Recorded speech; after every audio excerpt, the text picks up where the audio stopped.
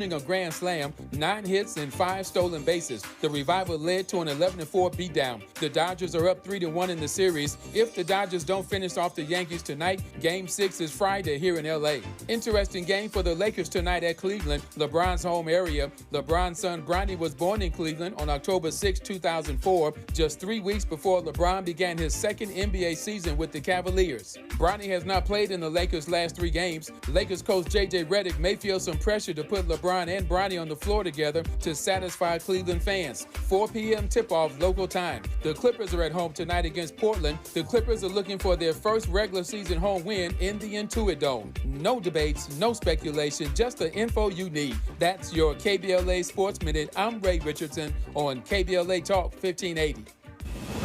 KBLA Talk 1580 is here for you as you make your voting plan. And we've got a few things you may want to know. In the state of California, you can register to vote all the way up until the last day to vote, which is November 5th. In LA County, you may vote at any voting center or polling place of your choosing. Early voting has already started, both in person and by mail. If you need information about your registration or any election question, call the Registrar of Voters at 800-815-2666. That's 800-815-2666, or visit lavote.gov.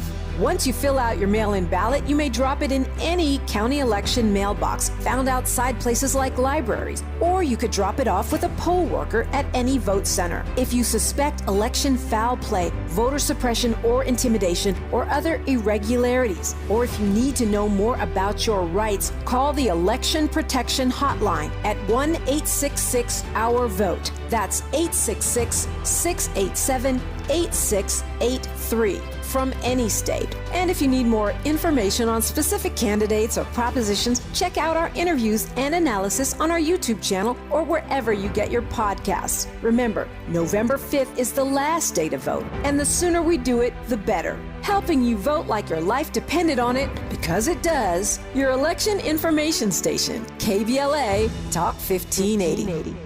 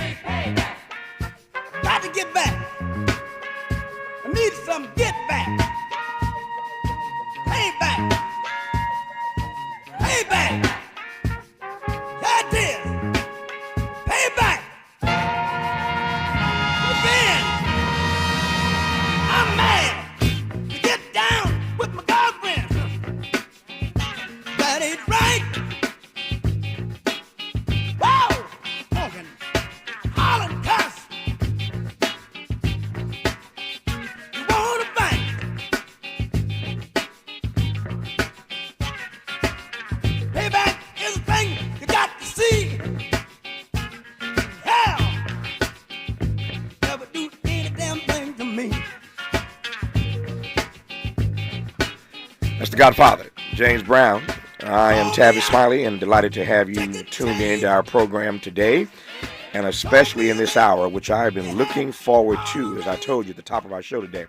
Let me just do this right quick, and I start with this because I need a clean edit. That's Inside Radio Talk. I need a clean edit when they cut this for the podcast. I need a clean edit, so let me just address this right quick.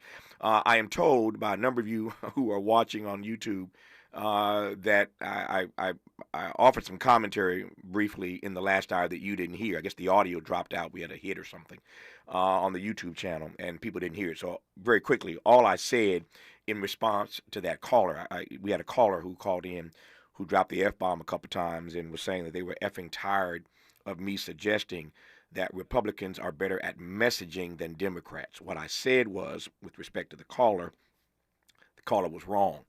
Republicans are, in fact, have been for quite some time, better at messaging than Democrats. The caller was right that their messaging is full of lies, no question about that. It's lying messaging, but it's messaging nonetheless, and it works. It has worked quite well. How do you think Donald Trump got elected first time? So their lying messaging has worked, but they have studied how to do this, and they tend to be, on balance, in my view of this, better at messaging than Democrats are. But yes, a bunch of lies, no question about that. So the two things are not mutually exclusive. That's what I said in response to the caller. For those who are watching on YouTube and did not hear that part that got cut out apparently, audio-wise, excuse me, there you have it. Now, in this hour, as promised, a conversation with Gerald Walker. As a black child, Gerald Walker was raised in a white supremacist doomsday cult. Black child raised in a white supremacist doomsday cult. You know, I can't wait to ask him about his parents. He was taught that the world would end in 1972 when he would be just 8 years old, so he never expected to see adulthood. Well, the world did not end in 1972, but I can only imagine the impact that experience must have had on his youth, perhaps even ruining his youth for him. I'll let him opine on that. But many years later, he would become an amazing professor of creative writing, and I am pleased to welcome him to this program today to discuss his latest text. It's called Magically Black and Other Essays. Gotta love the title, Magically Black and Other Essays, examining black life and culture in America in ways that I think are both essential and humorous, and I can't wait to get to it. Gerald Walker, good to have you on this program, sir. How are you today, Professor? I'm doing great. Tavis, how are you? Man, if I complained, I'd be an ingrate. I'm doing remarkably well, and I'm delighted to have you on this program. I am wondering if I can commence this conversation by asking you to indulge me. I love the backstory. This audience knows how I do things. I love the backstory because before you get to the story, it's that juiciness that builds it, that makes it fascinating for me. So I wonder if you will indulge me, having studied you and read about you and prepared for this conversation. Tell the audience, if you will, tell me a bit more about being raised as a black child in a white supremacist cult. Well, you want juicy? I've got juicy. Give it to me. All right. My parents joined this cult. It was called the Worldwide Church of God. They joined it in, I think, 1957. And the main teachings of the church were that whites had been created in God's image. They were the superior race. All other races were beneath them. And as you said, in 1972, the world would end. People who were chosen into this cult, although we called it a religion at the time, people who were chosen into it would be whisked away to a place of safety where we would hide out for 3 years until Christ returned in 1975. But the main tenets of the church, the one that you referred to, the one that everybody kind of does a double take when I tell them, is that it was a white supremacist doomsday cult, and my black family was members of it.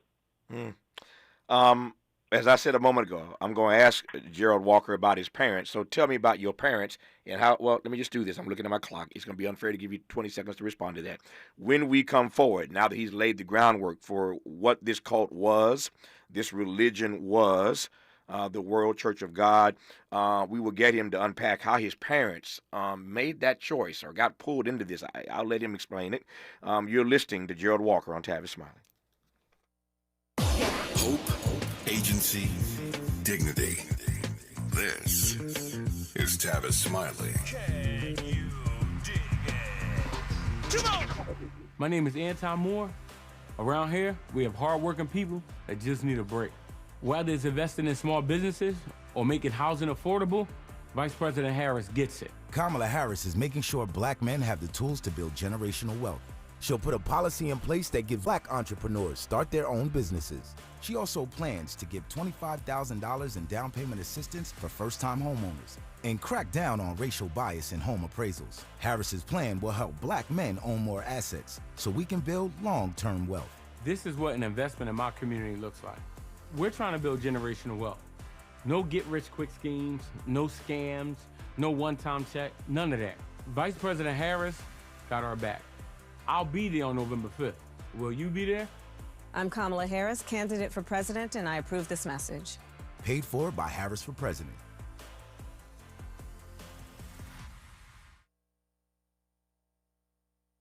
Make a move into a home of your own. With City National Bank's Ladder Up Home Loan Grant, you could receive up to $20,000 that you never need to pay back. Use it toward your down payment, save on closing costs, or to buy down your mortgage rate. Find out more at cnb.com/ladderuphome. City National, here for every stage of the journey. Property must be in a qualifying market in California, New York, or New Jersey. Additional terms and conditions apply. Not all applicants will qualify. Terms are subject to change without notice. City National Bank is an equal housing lender. Member FDIC. NMLS number 536994. What if you could hear your favorite song for the first time again? Introducing the all-new, reimagined Nissan Kicks. With an available Bose Personal Plus sound system that uses speakers in the headrest to create a 360-degree listening experience. You've never heard anything like this. Reimagine your music and your drive. Experience the all-new, reimagined Nissan Kicks for yourself at nissanusa.com today. Available feature. Bose is a registered trademark of the Bose Corporation. This is Congresswoman Maxine Waters. You can call me Auntie Maxine. I'm running for re-election to Congress, and Vice President Kamala Harris is running for President of the United States. We both need your support and your vote. Maxine Waters for re-election to the 43rd Congressional District, and Vice President Kamala Harris for President of the United States. What a team. More affordable housing, support for health care for everyone, more capital for small businesses, more full disability for deserving veterans, lower taxes for the average taxpayer, making the big billion-dollar corporations pay their fair share, a criminal justice system that is respectful and fair for everyone, not a system that locks up the little people while too many of the rich and powerful commit crime and don't get convicted. Fairness and justice for all. Yeah, we can do this. This is Congresswoman Maxine Waters speaking truth to power. This is Congresswoman Maxine Waters, and I approve this message. Made fresh daily in Leimert Park, Los Angeles, California. You're listening to Tavis Smiley. Tavis Smiley and professor and author Gerald Walker will get to his book in this hour. His new book is called Magically Black and Other Essays. But his backstory is quite fascinating for me. Raised as a black child in a white supremacist doomsday cult, they were taught that the world would end in 1972. And the folk in this cult would be whisked away, hidden away for 3 years until 1975 when something else was supposed to happen. The cult that Gerald referenced a moment ago by name is the Worldwide Church of God, WCG. But my question, and I know the question for this audience, is to understand more about his parents and how they got in this situation. So, Gerald, take it away. All right. So my both of my parents were blind. And that factors into this. My dad lost his sight when he was 12. He fell, hit the back of his head, and his vision slowly faded.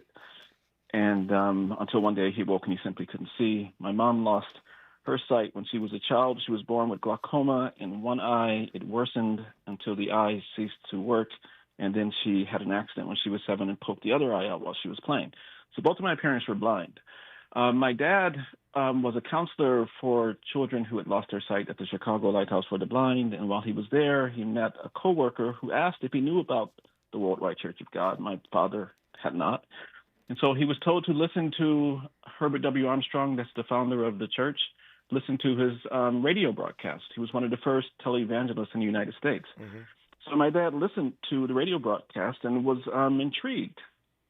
But the thing that really, I think, piqued his interest was learning that in addition to the world coming to an end in 72 and 75, everyone who had been called to the faith, every member of the church, would have whatever physical ailment corrected, fixed.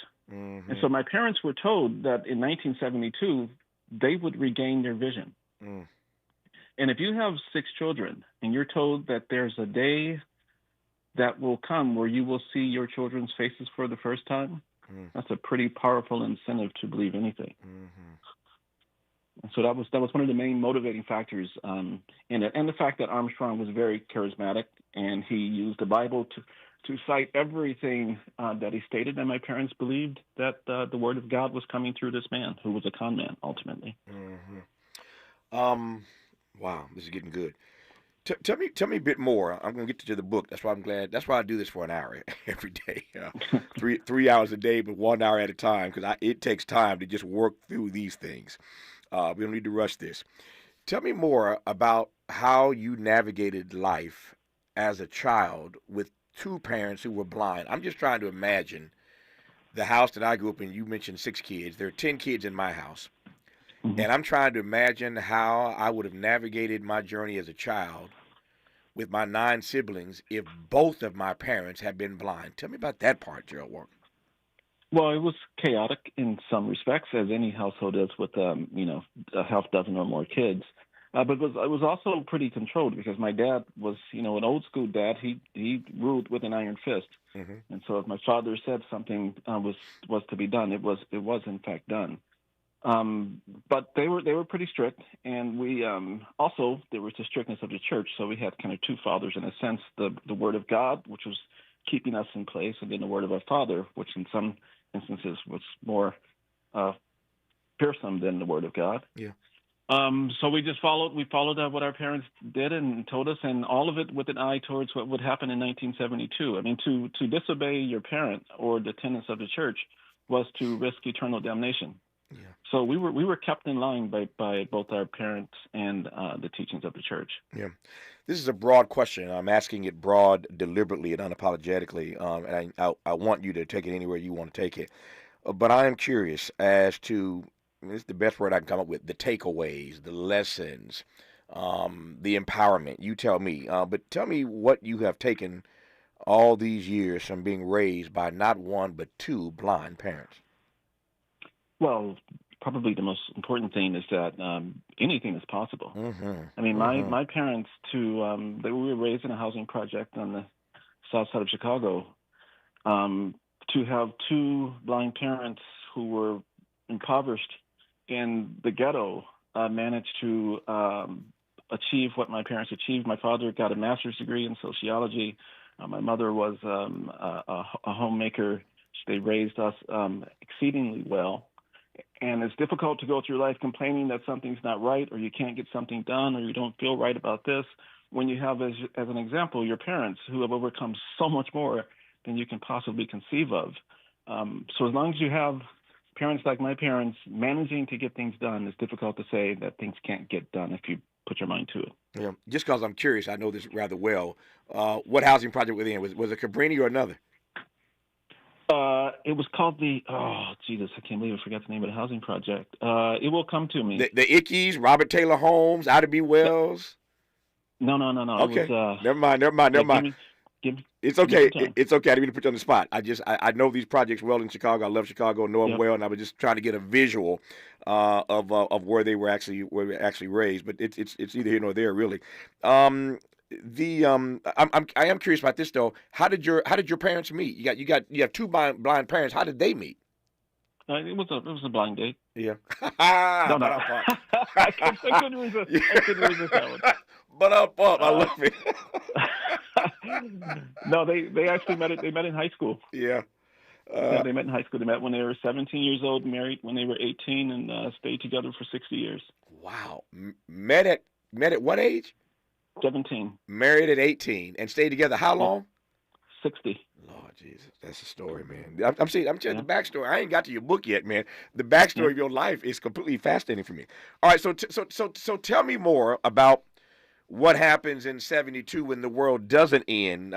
Again, I'm going to follow you. You said it was a blind date. Sure. When did your parents see the light?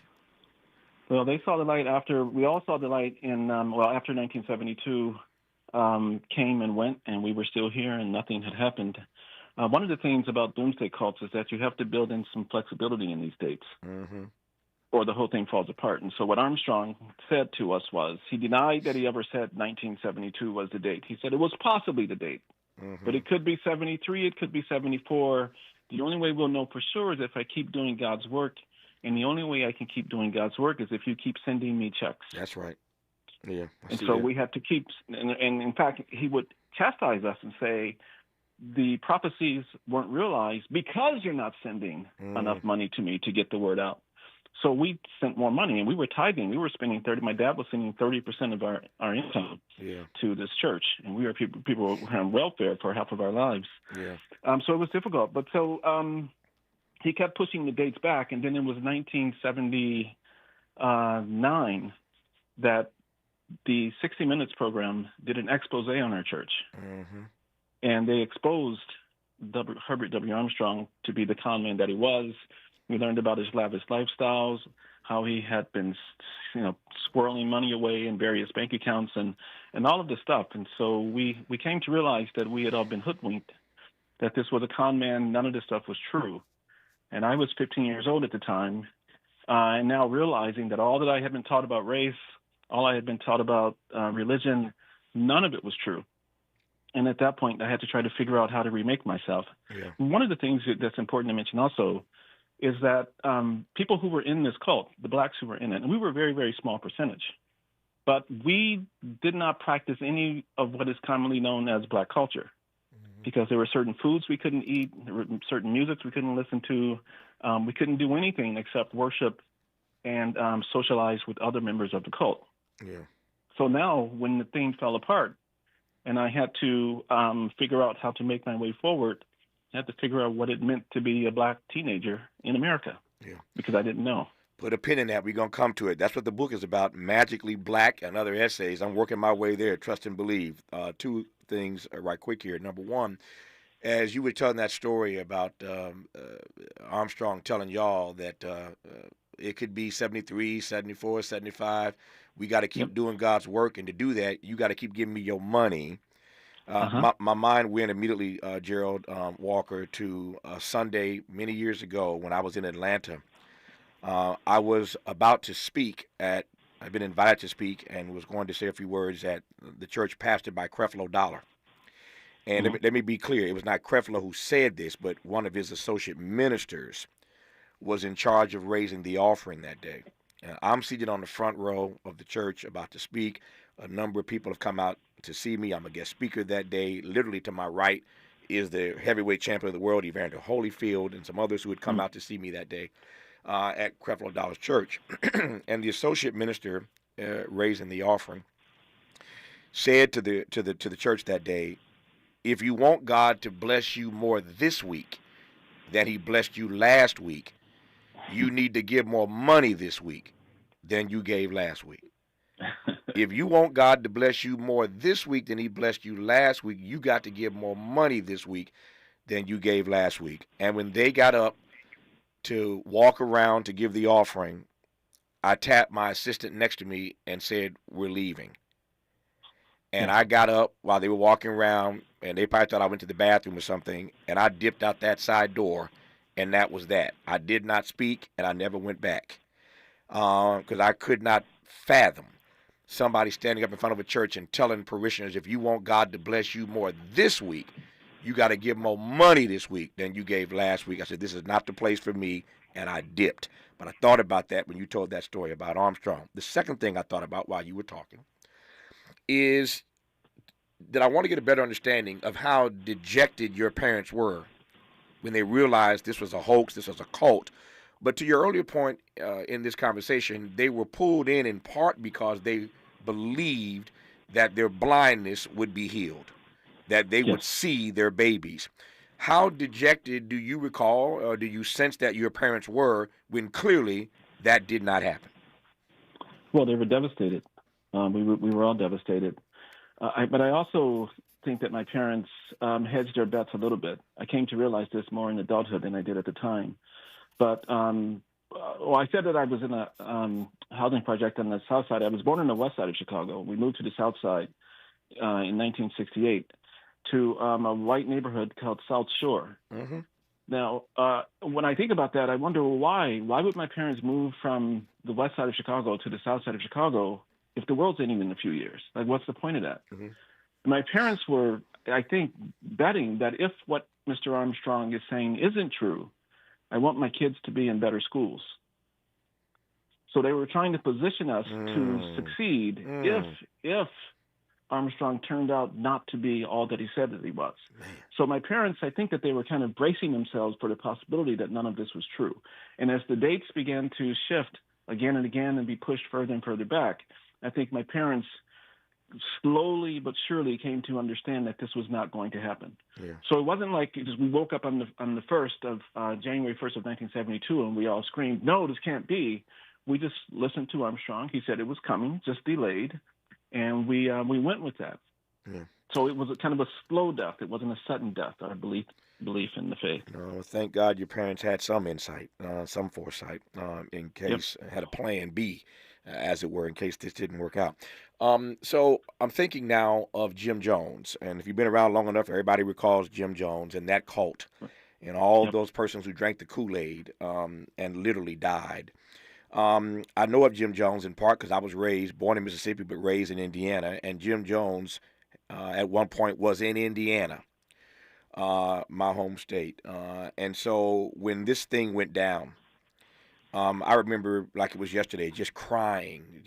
I couldn't stop crying and sobbing that this man had misled all these people, and not just misled them, but to their death, drinking the Kool-Aid, literally. I raise that because these cults obviously are dangerous, and I'm curious as to how you process all these years later that something more sinister did not happen to you and your family, and that you all survived that cult and got out safely. Well, one thing that I discovered when I was writing the book about the cult was that the FBI had been keeping track of Armstrong because they were convinced that he was going to order us to all commit suicide. That this, in fact, was a possibility. And if he had given that order, I have no doubt whatsoever that my parents would have followed it, that they would have found a way to end their lives, to bring about the prophecy, to make it happen if it wasn't unfolding the way Armstrong prophesied. So it's a dangerous thing to be in one of these cults. And when the leader gets cornered, as Herbert W. Armstrong got cornered, they try to seek a way out. And one way that they can achieve that is to make the prophecy come true by having us all bring about an end to ourselves.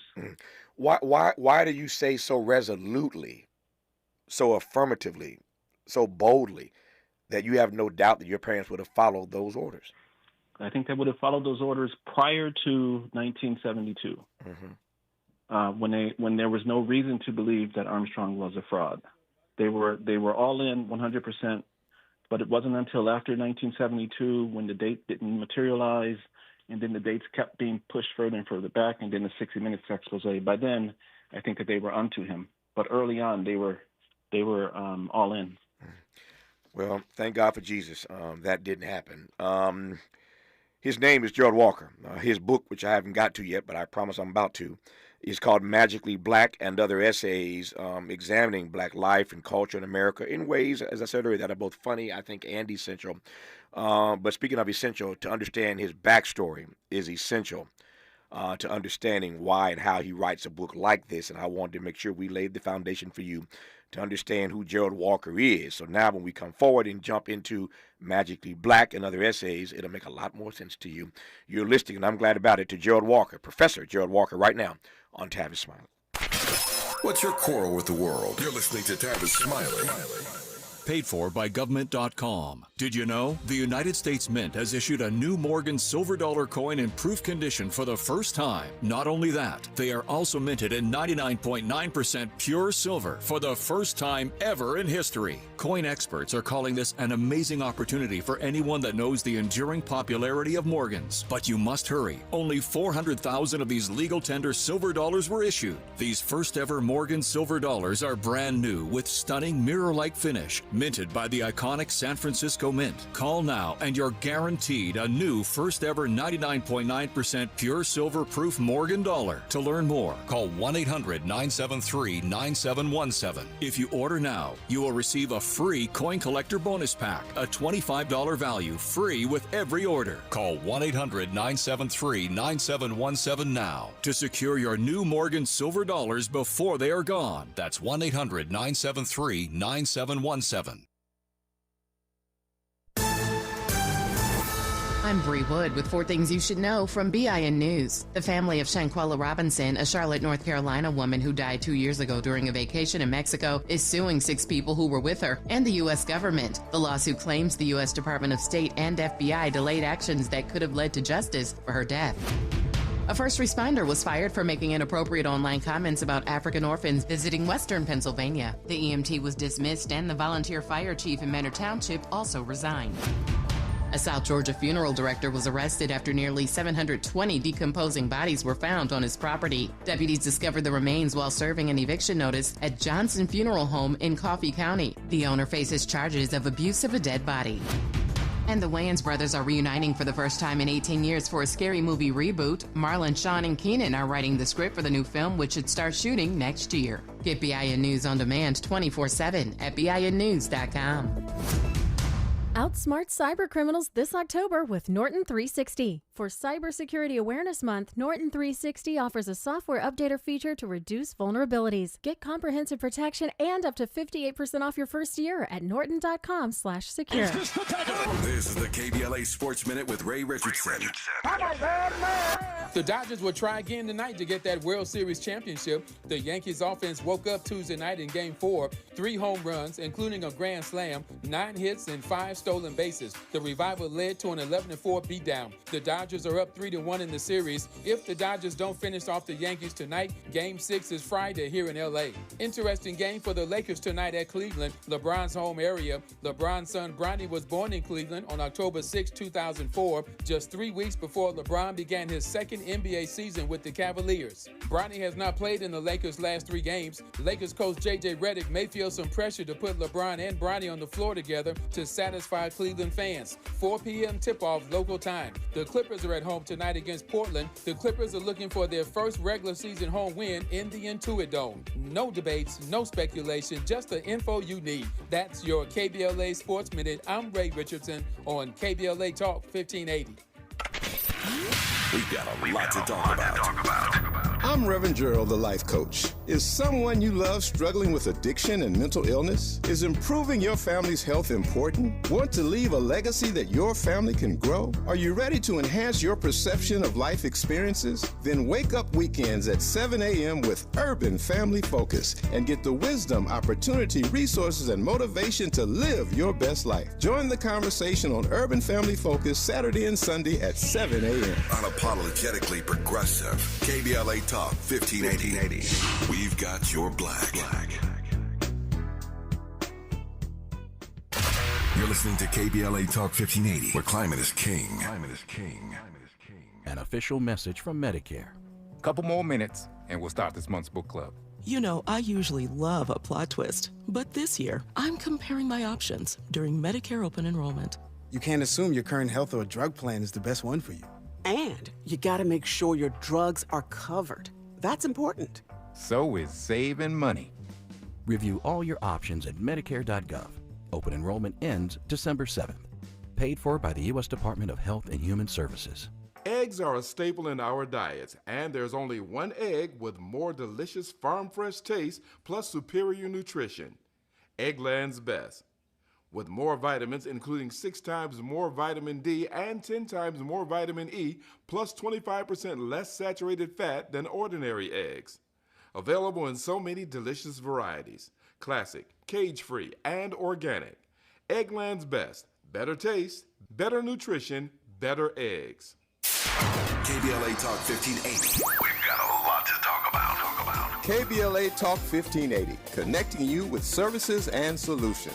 Worried about eviction? You have rights, and Stay Housed LA can help. Stay Housed LA is a partnership between LA County, the City of Los Angeles, and local service providers. From Lancaster to Long Beach, we're here to help you with tenant education workshops, legal clinics, free legal services for eligible tenants, and online resources about tenant protection laws. Don't face eviction alone. Call our hotline at 1-888-694-0040. That's 1-888-694-0040. Or visit stayhousedla.org. Stay Housed LA, keeping Los Angeles residents in their homes. Stay Housed LA, your rights, your home, our community. This is a community call to action from KBLA Talk 1580. Let's get back to more of this rich dialogue with Tavis Smiley. Tavis Smiley and Gerald Walker, author of the book Magically Black and Other Essays. In case you missed the first half hour of this conversation, you missed a good one. The backstory to his life is beyond fascinating. Raised as a black child in a white supremacist doomsday cult, that clearly has to inform your life. I've said many times, we are all the sum total of our life's experiences, and so what happens when you're a baby clearly impacts what you do when you are an adult. And so I'm fascinated now, Gerald Walker, as I push toward this text, how writing and literature become your muse. Well, it became my salvation, in fact. It took a while to get to it. I didn't go to college until I was in my mid-20s. I was 24 years old. This is after 8 years of me being lost. I mean, when you are, as I said before, you're in a cult, you have a certain set of beliefs. They're all kind of erased suddenly, and you have to fill it with something. And what I filled it with was what was happening on the south side of Chicago at that time. This is, 1980s-ish. And it was the south side of Chicago was getting pretty rough at that time. Mm-hmm. And I had older brother Tim, who was one of the most fervent believers in Herbert W. Armstrong, and he was more crushed than any of us by its demise. But the lesson he learned from the church was that people are on the take. Like Armstrong was a con man, so we should be con men. So Tim took to the streets. He dropped out of college, took to the streets, and started selling dope, committing petty crimes and all of that, and he recruited me and my twin brother to that lifestyle. So I spent from age 16 to 24 years old being a street kid, getting caught up in all kinds of delinquency, drugs and alcohol, and that life for a long time. And the thing that brought me out of it was when I received a call from a friend of mine, Greg, who was working at a dope house, which you're probably familiar with, these places that are rented out for the sole purpose of selling drugs. Mm-hmm. And he was working at one, and he gave me a call one night and said, "Hey, do you want some coke?" And I was pretty much a coke addict at that time. I was 22 years old, about 21, 22. And I said, I don't have any money. And he said, "No problem, just come by. I'll give it to you on credit." And so I went to his apartment. It was 47th and King Drive, and I went through a dark alley to go up to the third floor, and as I was about to go up the stairs, some guy emerged from the shadows and put a gun to my head to rob me. And the joke was on him because I was there to get some dope on credit. I didn't have any money. I told him that. And he said, "Okay, go ahead where you were going." So I went up the stairs. I told Greg I was just robbed. We got to laugh about it because these things were pretty common back then. We didn't think much about it. And he gave me the drugs. I went home, proceeded to start getting high. My brother Tim called me 30 minutes later and asked if I had heard what happened to Greg. I said, what do you mean? I just saw him 30 minutes ago. He said, "Greg is dead." I said, what are you talking about? And he said, they just found his body in the alley. He was shot 6 times in the head.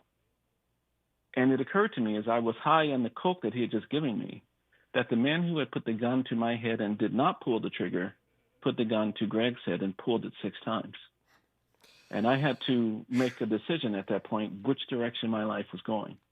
And I remember I lived on the 16th floor of this rundown apartment, and I went to my window contemplating just tossing myself out of it because, I mean, I'd gone out of the frying pan into the fire, so to speak. You leave a white supremacist doomsday cult, and now you're a drug addict when you're 22 years old. And I had to make a decision. And I don't know what it was that made me make this choice, but instead of throwing myself from the window, I dumped the coke, the remainder of the coke I had from the window. And that was the end of my hardcore drug days. Gerald Walker, you have, Lord Jesus, all these years later, how do you process that Greg was dead and not Gerald? Well, in a sense, I was dead because I saw that what had happened that night was a killing of me of sorts, that the street me was no longer with us. I made a decision that was simply not going to be my life. I left that community. I stopped speaking to all of my friends and family. I didn't speak to my brother Tim. I didn't speak to anyone I knew from that community. I just excommunicated myself. And I would just spend my days reading. I started reading again because I'd always liked to read. And I would go to my job working at a hospital, cleaning human waste from test tubes. because I was a high school dropout. That's pretty much the only job you can get when you're a high school dropout. I cleaned human waste from test tubes. And the thing that turned that around for me was the hospital was at Presbyterian St. Luke's Medical Center, and the stop before that on the L train was the University of Illinois of Chicago. And every day when I would be going to work, I would see these kids who were 23, 24, 25 like me, stop at that train stop, gather their backpacks, and walk off the train. And I would watch them head across to these buildings as the train receded out of the station. And I would go to work. And I watched this every day. And then one day, for some reason, when they got up to get off the train, I got up and I went with them. And I just walked across the street with them. And then I panicked and I went back and got on the train and went back to my job. But the next day I did it again. And I went a little further. And on the third day, I followed someone into a building, which turned out to be a library. And I took a book off the shelf and I sat at a table and I pretended to read it, all the while thinking somebody would tap me in the shoulder and say, "You don't belong here. You need to get out." But no one did. So every day that became my routine. I would go to the University of Illinois and sit in the library and read and pretend to be a college student until I convinced myself, why don't I just be a college student? And I made an appointment to see an admissions counselor. And I recall sitting in his office as he looked at my terrible high school transcripts. He saw that I had dropped out of school. I was 24 years old. And he said, "Son, you will never be accepted here." And I remember walking out of his office, and I wasn't dejected because I had seen myself as a college student. I had envisioned myself being in this place. And I knew that there had to be a place like that for someone like me. And, of course, there was. They were called community colleges, where they accept everyone. And so I enrolled in a community college at 24, and that started my journey. And from that point until now, Gerald Walker has been a finalist for the National Book Award, a recipient of fellowships from the Guggenheim Foundation, the National Endowment for the Arts, and the James A. Michener Foundation. He is a distinguished professor of creative writing and literature at Emerson College. It is this is the sweet spot for me. These are the conversations that I love. I'm trying to hold back the tears, man, because these moments are so meaningful for me to be able to sit in a space, to be blessed to have the access to an audience of people all across the country who get a chance to be enlightened, encouraged, empowered, inspired, and motivated by this story. Just tell me one quick follow-up, then we'll move. Yep. Tell me how you, again, here's this word process. How have you processed all these years this sense of belonging, this sense of destiny that you felt riding that train? That's difficult to say. I didn't, at that point, certainly didn't feel that I was destined for anything. But something was pulling you. You got off that train. Something was one pulling day, me. another day, another day. Yeah, I knew that I was being pulled somewhere, but I didn't know what. It was still, that was going to take someone else to enter my life to fill in that blank for me, and that happened after I started my community college career, and I was taking classes randomly, still not sure what I wanted to do or be, and I was failing my classes, and I randomly took a course in creative writing. And the professor read one of my stories. I was writing about the things I experienced in the south side of Chicago. And he said, "You have talent. You should be a writer." And he could have said, "You have talent. You should be an electrician." I would be an electrician right now. I mean, I needed guidance from someone. Yeah. So some affirmation from someone. He gave it to me, and I said, "Okay, let's do it." And he said to me, "I'm going to work with you for the next 2 years while you finish your associate's degree, and then I'm going to drive you out to the University of Iowa, where I think you ought to be a student." Yeah. And he did. He worked with me one-on-one. He drove me out to see the school in 2 years. And I recall when we were driving back to Chicago, I was looking through the brochure for the school, and I saw the tuition. And he noticed that my mood kind of took a downward turn. Yeah. And he said, "What's wrong?" I said, "I can't possibly afford to go here." And he said, "Not to worry. I will pay your tuition for you." And that was an extraordinary moment for me, because here is an elderly white man that I had been raised, in a sense, by one elderly white man who ruined my life, only to be found by another elderly white man who gave direction to it. And Professor Homewood paid my tuition. I finished my bachelor's degree, and then I applied to the Writers' Workshop. And the rest is history. The rest is history, as they say. Yeah. I've said this more than once in my life and career, that everybody, whether we acknowledge it or not, everybody wants to be loved, acknowledged, appreciated, and affirmed. It's part of the human condition. We want to be loved, acknowledged, appreciated, and affirmed.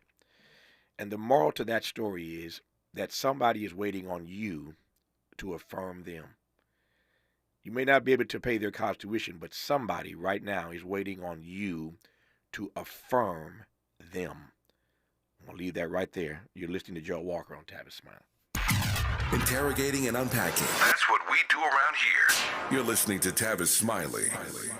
We asked seniors how to prevent Medicare scams. My best advice, if you get a phone call, do not talk to the person. These people are well trained. Don't talk to them. They don't know me. They're just trying to scam me. Don't be fooled. Hang up. Just hang up. Never give out your Medicare number. They're going to get your number to put in a false claim. If I get a call from someone, I don't pick up the phone. And should I pick up the phone and they ask for information, then I hang up. How do you detect Medicare fraud? Just like I check my credit card statements, I check my Medicare statements monthly. Scammers can get a hold of your number, order medical devices through your account, and you're not even going to know about it if you don't look at your statement. Check your statement every month. If you get your statement and you see something that you know you did not have done, you report it. Call your Senior Medicare Patrol. To report Medicare fraud, call the Senior Medicare Patrol at 855-613-7080. Febreze. Fabric Talk. Hey, it's me, your couch. Today's my favorite day of the week, Febreze Fabric Spray Day. The occasional deep cleans are nice, but in between, you know I'm needing a refresh. Ooh, here she comes with the Febreze Fabric Spray. Oh yeah, spritz them armrests. Don't be shy. Nothing like a good spray down to get me smelling so fresh and clean. Don't forget my back. Nice. Febreze Fabric Spray. It's just that easy. Now we can both breathe happy. Febreze. La la la la la. I was so excited when I heard the sandwich was back. What's up? This is Mike. And this is Celia. And a little thing we love about the Chick-fil-A Honey Pepper Pimento Chicken Sandwich is the symphony of flavors. You can always count on that crispy, tender, juicy chicken. It's so good. My favorite part is the pimento cheese. Topped off with the honey, it all comes together perfectly. I like the original. I like the spicy chicken fillet. But either way, you're getting a winner. The Chick-fil-A Honey Pepper Pimento Chicken Sandwich is back with a bite. Try it with the original or spicy filet now for a limited time. Real guests paid for their testimonials. Oh no, stomach issues again? Stomach issues? Who are you? Your pancreas. I could be the real reason for your diarrhea, gas, bloating, stomach pain, or loose oily stools. I thought it was my stomach. People often do, but any of these symptoms could mean having a condition called exocrine pancreatic insufficiency, or EPI. With EPI, the pancreas doesn't release enough enzymes to break down food, but EPI is manageable. Use the symptom checker on identifyepi.com and speak with your doctor. That's identifyepi.com. Sponsored by AbbVie. I occasionally have nerve discomfort in my hands, so the things I love to do... Let's play something, Grandma. ...became difficult as I got older. If you have occasional stabbing and burning in your hands and feet, try Nervive Nerve Relief. Nervive's clinically studied dose of alpha-lipoic acid reduces occasional nerve discomfort in as little as 7 days with continued daily use. Say yes to healthy nerves with Nervive Nerve Relief. These statements have not been evaluated by the Food and Drug Administration. This product is not intended to diagnose, treat, cure, or prevent any disease. Sometimes he fails at fitting in, but we're okay with that. You're inside the Tavis Smiley Show. Gerald Walker doesn't just succeed at telling stories. His life is a story. He is these days a distinguished professor at Emerson College. After all of that, no words. Professor Walker, tell me about Magically Black and Other Essays. It's a collection of essays I wrote largely based on the conversation we've had. What does it mean to be a race, to discover when you're in your mid-teens that you don't know much about the race that you belong to, the culture that has created your race, and how do you figure that out? So all of the essays I write in the book are in some way me grappling with racial identity and what it means to be a member of a race. I mentioned earlier a couple of times how much I love this title, Magically Black and Other Essays. Tell me how you came up on Magically Black and unpack it for me. That came about because of a course I taught when I first started teaching back in 2000. Mm-hmm. I was teaching a course in African American literature to predominantly white students. And one way that I wanted to get them to understand how race is defined in this country was to do a little experiment. I would come to class with a cup of coffee and a cup of milk. I would hold up the milk and ask, "What is this?" And all my white students would say, "That's milk." I would hold up the coffee, "What is this?" And they would all say, "That's coffee." I would take a drop of the coffee and put it in the milk and then hold that up and say, "Now what's this?" And they would say, "It's milk with a drop of coffee." And I would say, "No, this is coffee now." That one drop of coffee has turned its entire cup of milk into coffee. Mm. If you believe that, then you can understand the foolishness of how race has come to be defined in this country. It's called the one-drop rule. Mm. One drop of black blood creates all blackness. And so for my students to really get a sense of that, I told them to imagine that the moment you walked into this classroom, a drop of black blood was put into you. You are now black. You have to spend the rest of this semester figuring out what that means and learning how to be black, and you're going to learn how to do it based on the books on this reading list to see what it is that our most celebrated writers have to say about blackness and the culture. And I have to tell you, when I told students this, some of them gathered their books and rushed out of the classroom. Someone asked me, am I going to have to learn how to rap because I'm no good at rapping? Someone else said, "I'm good at rapping. I can do it." And one of my students, I noticed that she wrote something in her notepad, and I looked over and I saw that she had written "Magically Black," and that has always stuck with me. Yeah. Because that is, in fact, what race is all about in this country. It's all magic. It's all smoke and mirrors. It's all a game, and we simply have to learn how to play it to our best of our ability. I love your pedagogy. I love the pedagogy, Professor Walker. Our remaining moments with distinguished professor at Emerson College, Gerald Walker, when we come forward on Tavis Smiley. For all the freedom-loving folk, this is Tavis Smiley. I feel like freedom. If you're like me, 60 and retired, making ends meet, especially here at the supermarket and drugstore, is tough. I'm so blessed to have found benefitscheckup.org. It's a free and confidential website from the National Council on Aging that connected me to $1,200 a year in programs that help pay for food, medicine, utilities, and more. Maybe it can help you. benefitscheckup.org. You know where you want to go in life, and City National Bank can help. City National knows the dedication it takes to build your vision for the future into a reality, and our team is here for you. We have a wide range of options to help, from personal savings accounts to interest-bearing money market savings accounts and more, all designed to help you get where you want to go. City National, here for every stage of the journey. Learn more at cnb.com. City National Bank is a subsidiary of Royal Bank of Canada, member FDIC. KBLA Talk 1580. We've got a lot to talk about. Imagine a Los Angeles where everyone can thrive, where communities have access to the resources they need to succeed. That's the vision of Detours Mentoring Group, Inc. They're dedicated to improving life in LA County by providing educational support, employment assistance, and spaces for community engagement. By 2050, they want LA to be the best place to connect, create, learn, live, and play. They're working toward an education system that's well-resourced and culturally responsive, becoming a hub for artists and innovators, and making sure everyone has access to healthy food, quality healthcare, and safe housing. It's about building a future where we all have the chance to succeed. We invite you to learn more about their mission and get involved with Detours Mentoring Group, Inc. This is a community call to action from KBLA Talk 1580. Politics has become so messy lately, it's hard to find a reason to be hopeful. Hi, my name is Shakira. I'd like to tell you why Adam Schiff gives me hope. My parents raised me to take my right to vote seriously, so I try to stay on top of what's going on. I saw Adam Schiff lead the impeachment and insurrection hearings. He seemed like someone I could believe in. Then I actually met him at the MLK parade in South Central LA this year. Adam listened. He cared. I got to see who he is. He understands the struggle we have with the cost of living, all the parents working extra shifts and taking second jobs to get by. He gets a threat to our democracy and our freedoms. Adam Schiff knows how tough things really are for a lot of us, and I believe he's going to do something about it. It gives me hope, but hope isn't enough. We need to vote for Adam Schiff for Senate. I'm Adam Schiff, and I approve this message.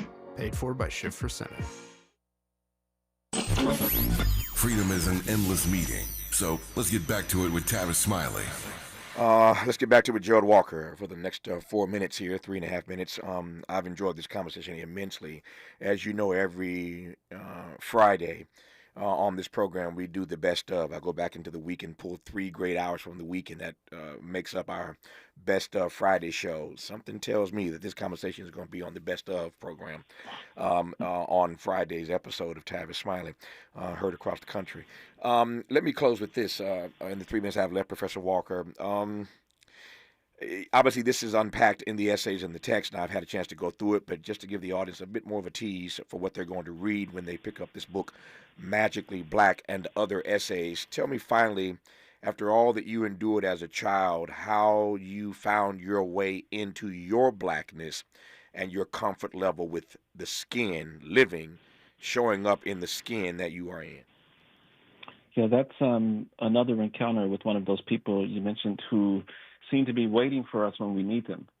Once I arrived at Iowa, I had a course with a man by the name of James Allen McPherson, who was the first African-American to win the Pulitzer Prize for fiction writing, and he was one of my instructors. And he read some of my stories, and he said, "You're on the wrong course with your work. You're spending too much time complaining about oppression, complaining about racism, complaining about all these things that are wrong with your life, but you're not talking about the heroism and resiliency that have always characterized the Black race. You have to give the full picture of our people, and you're focusing too much on the negative." And the phrase that he used for me was, I should spend more time talking about dragon slayers and less time talking about the dragons. So I've dedicated myself as an artist, as a writer, to focusing more on the attributes that have enabled African Americans to survive the brutalization that we were greeted with when we arrived on these shores. I want to focus on the resiliency and the heroism that have always characterized the Black people. Somebody once said years ago that every race of people ought to be judged by the best they have been able to produce. And by that standard, Gerald Walker is one of the best that we have produced. He is now a distinguished professor of creative writing, African-American literature at Emerson College. There's no way that anybody could have predicted that all those years ago when he was caught up in that white supremacist doomsday cult. We are grateful that he survived, and all the more grateful at the good work he is putting out in the universe. His text is called Magically Black and Other Essays. I repeat, Magically Black and Other Essays. After this conversation, if you don't get this book, something is wrong with you. Gerald Walker, an honor, Professor, to have you on this program. Thank you for sharing this story as only you could. I have enjoyed this immensely. Thank you, thank you, thank you.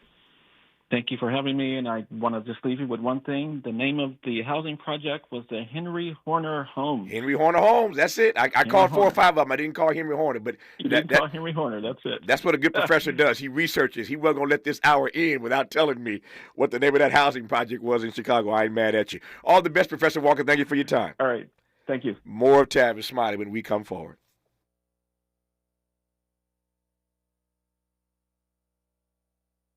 KBLA 1580 Santa Monica.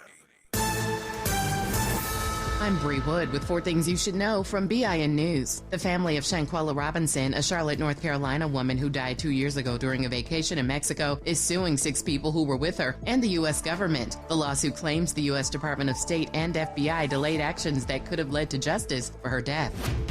A first responder was fired for making inappropriate online comments about African orphans